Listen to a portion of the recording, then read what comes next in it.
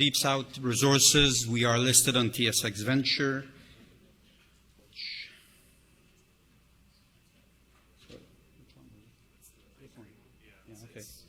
It's not very. We have projects in Namibia. One large copper project in Namibia, which is in development. We're going to enter into a feasibility study this year, and we have very large, an option on very large exploration project, greenfield, right in the middle of the copper belt in Zambia, so extremely well situated.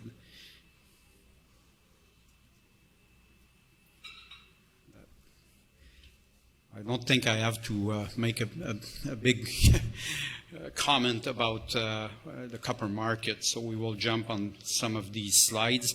We have 207 million shares issued. We have a market cap of about 11 million at the moment. We have about $1.8 million in cash, no debt. Our largest shareholder is Teck Resources with 16%. Management and director as a group, we have about 10%.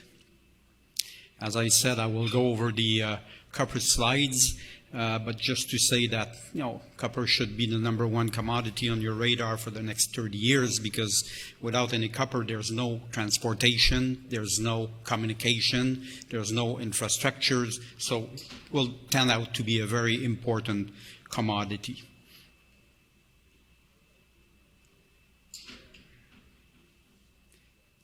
Sorry, that thing is a bit slow.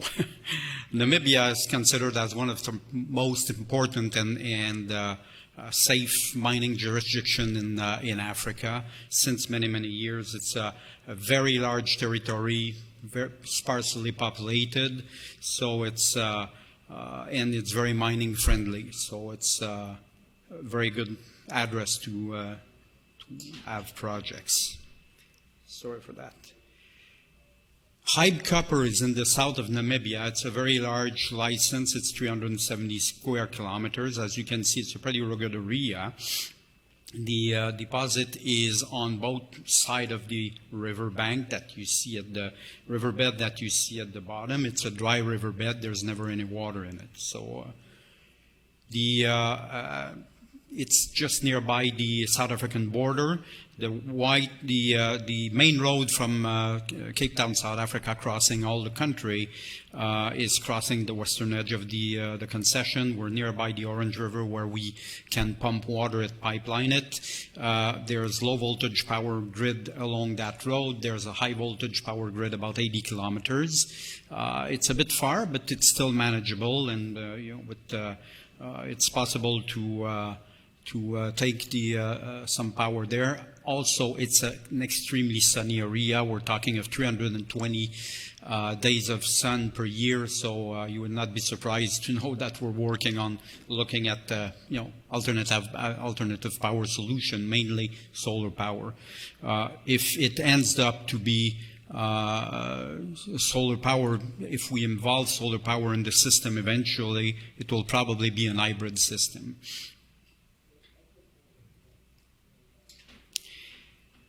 Hybe is known since very, very, very long time. It's over 100 years, but it has really started to be explored systematically by Rio Tinto in 1970. And what they discovered at that time is what has been always accepted as the main model for the geology from Rio Tinto to many other companies, including Teck Resources in the 2010s. I would call it a classic porphyry as you see it in the Andes, where you have a very large body where the grade is fairly even over the pit constraint. So what they do normally is that they will drill vertical hole wide space by, in that case, 150 meters. So they were chasing tonnage, not really bothering with the high grade pods that they were seeing here and there for two reasons. They were not believing it would seriously impact the average grade, and they were keeping that for later work at feasibility study stage. And what we discovered when we took over the project is that the area was full of structures. Technically, a project like this, a deposit of that nature, the grade is not supposed to be controlled by structures. And we were seeing shears, faults, quartz veins that have never been identified or mapped. So we decided to map them And what we realized is that there was quite a lot of them.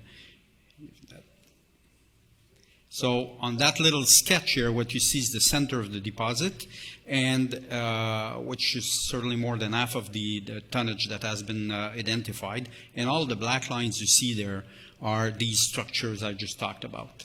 So what we did, we plotted that map over we plotted the assay results over that map, and we realized that everywhere there was an high-grade pod, there was a structure. So we tend to think at that point that the grade was certainly controlled by structures. And the other thing is that, which I didn't mention, is that we're talking of 1 billion ton of ore at low grade. It's 0.31% copper in average, mainly in primary sulfide. Okay, so what we decided to do then is to map all these structures, and then to organize a drilling program where we would drill across these structures, because the key here is that most of these structures are vertical or subvertical. So you can imagine that when you drill vertical all wide space, you miss quite a lot of that material. And what it did, we got results like the first one there, 152 meters from surface, including at 0.47% copper equivalent, including 0.81% on 30 meters. We were having those type of results nearly every hole we were drilling on 30 holes. And it's completely the area is completely, the deposit's completely exposed. It's near surface. There's no vegetation in the area.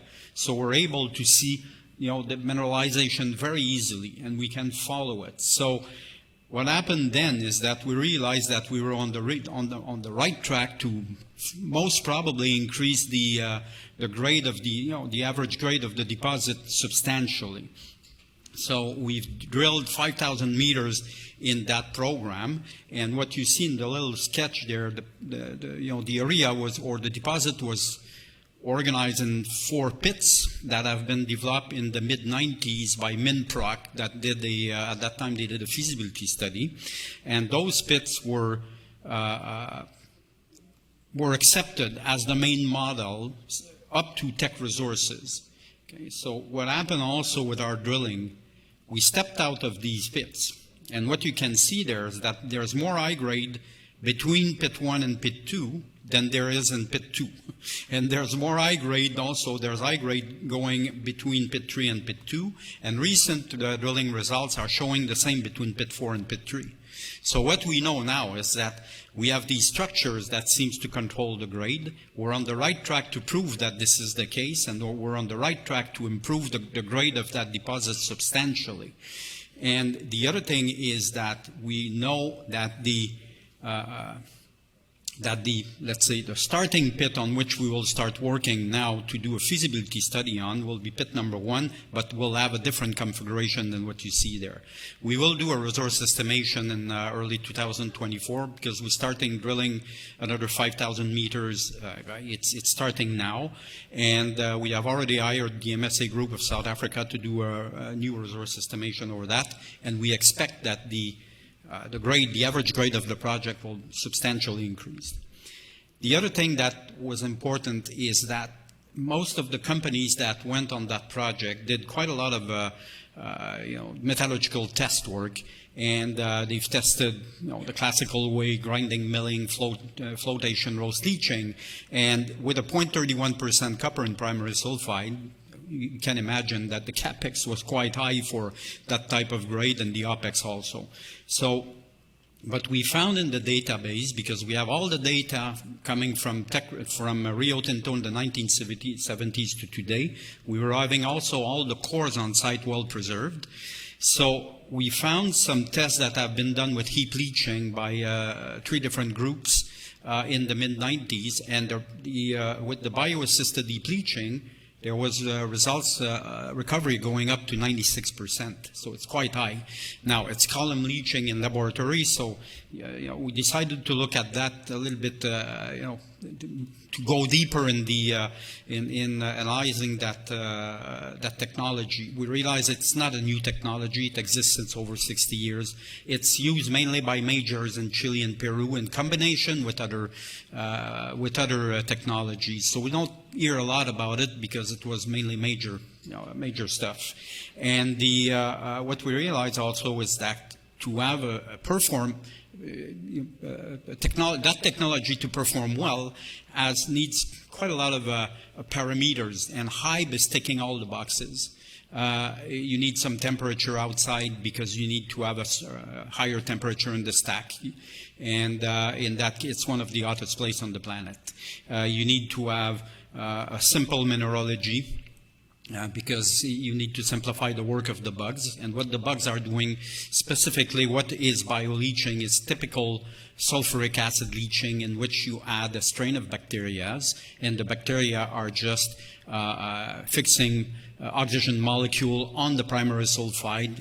It's oxidized, and then when it's oxidized, it's speeding up the leaching process. So it's a simple technology. Where you have a complexity, it's in the bacteria strain. For the rest, it's simple heap leaching. So with all of this, we decided to make a 1-ton sample test, and we arrive again with 96% recovery in 140 days, which is pretty good for that type of leaching. We have decided also to use high-pressure grinding rollers, and that gives us the possibility to bring the material down to under 5 millimeters, which is where it's leaching faster and easier. And only the fine material was a little bit complex. So for the fine material, we decided to test a simple flotation and roast leaching procedure for the material under 2.5 millimeters. And what it gives is that it's increasing the speed of the cash flow. In December 2020, we issued a PEA, and what you see there is at 20 million tons per annum with 0.31% copper only on the indicated resource. We have with a copper recovery of 80% because that's what we decided to use. Our tests were done in column leaching. In a stack, it will be lower. And it's a strip ratio of 1.41 to 1. You have a very exciting result. At $3.50 per pound of copper, you have a $1.3 billion dollars in PV with a capex of $340 million US. The IRR after tax 36.1%. Now, you can imagine if we increase the grade, let's say just to 0.40%, all these numbers will go up again. So it's a very exciting project. We're pretty excited to continue to drill it this year, have that opportunity, and we start a feasibility study starting next year in 2024. We have enough data to do that. We're at that level now. We have 70,000 meters of drilling. We will add more on top of it. And we have a load of metallurgical test work, so it's the time to do that. Briefly on Zambia, because time is going, we have 3 licenses extremely well situated right in the heart of the copper belt, which is one of the most prolific copper belt in the world. The most important license for us is Luanshya West at the moment, because the 2 others, there was never any work being done there. So on Luanshya West, we decided to do our own, to do some more sampling, because there was some sampling, and we have identified with soil sampling 10 large copper anomalies with values that are over the average that you find in Zambia, or in these type of deposits. We have also identified 13 cobalt anomalies with very high result also. So it looks very good. We're on the same geology than some very large mine in the area. Luanshya West is 29 kilometers east of us on the same geology. There's a smaller mine just 10 kilometers up north of us, right on the same what we call lower own group of rock.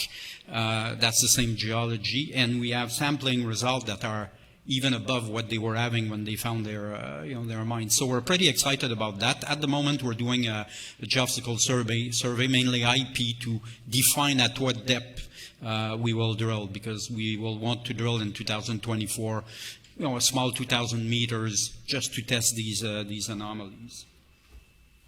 So it's a pretty exciting year coming. We have that 5,000 meters drilling program starting. Right now we have a heap leaching, HPGR, flotation and rose leaching test that will start also early in 2024. We will update the 43-101 resource, and we will start the engineering for the feasibility study, and we will complete pretty soon the IP survey in Zambia that will give us a better look at these targets. So we're up for, that's what we are. We're pretty excited about the coming years, so stay tuned. There's quite a lot of interesting news coming.